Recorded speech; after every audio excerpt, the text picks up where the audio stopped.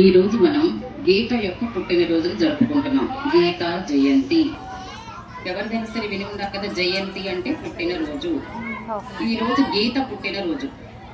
గీత ఎలా పుట్టిందో ఇందాక మనకి టీచర్ గారు వివరించారు కదా. ఏమని చెప్పారు? శ్రీకృష్ణ పరమాత్మ అర్జునులకు తెలియజేశారు. అవును కదా. ఏమని తెలియజేశారు? దాని యొక్క సారాంశమే మనకి భగవద్గీత. ఇప్పుడు మీరు చిన్నపిల్లలు కాబట్టి దాని గురించి మీకు తెలియదు, కానీ దాని యొక్క సారాంశం ఏమిటి అంటే, అధర్మం మితిమీరినప్పుడు ఆ అధర్మాన్ని నశింపచేసి ధర్మాన్ని కాపాడటం కోసమే భగవంతుడు అవతరిస్తాడు.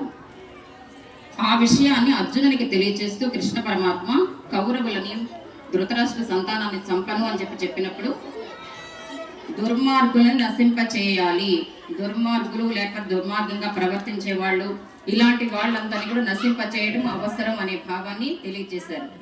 అది ప్రతి కాలంలోనూ ప్రతి యుగంలో కూడా అందరికీ వర్తిస్తుంది. ఇప్పటికీ కూడా మనలో కూడా అందరూ మంచి ప్రవర్తనతో ఉంటే ఎలాంటి ఇబ్బంది కలగదు. ఎవరైనా సరే, మీరు పిల్లలు కాబట్టి ఒక చిన్న ఉదాహరణ, మన తల్లిదండ్రులు కానీ మన మాస్టర్లు కానీ మనల్ని ఎప్పుడు శిక్షిస్తారు? మనం తప్పు చేసినప్పుడు. తప్పు చేయని వాళ్ళని ఎప్పుడైనా ఎవరైనా కొడతారా? కొట్టరు. ఇంకా పైగా మెచ్చుకుంటారు. అంతే కదా. అంటే మనకి ఏం చెప్పారంటే భగవంతుడు కూడా అర్జునుడికి, తప్పు చేసిన వాడిని శిక్షించడం మన ధర్మం. కాబట్టి కౌరవులందరూ కూడా తప్పులు చేస్తూ ఉన్నారు కాబట్టి వాళ్ళని శిక్షించడం మన ధర్మం, కాబట్టి నువ్వు వాళ్ళని శిక్షించడం తప్పు కాదు అన్న విషయాన్ని అర్జునుడికి తెలియజేశారు.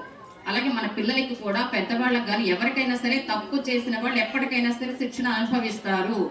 అనుభవించడమే ధర్మం. మనకి ఏ శిక్ష పడకుండా ఉండాలంటే ఏం చేయాలి మరి?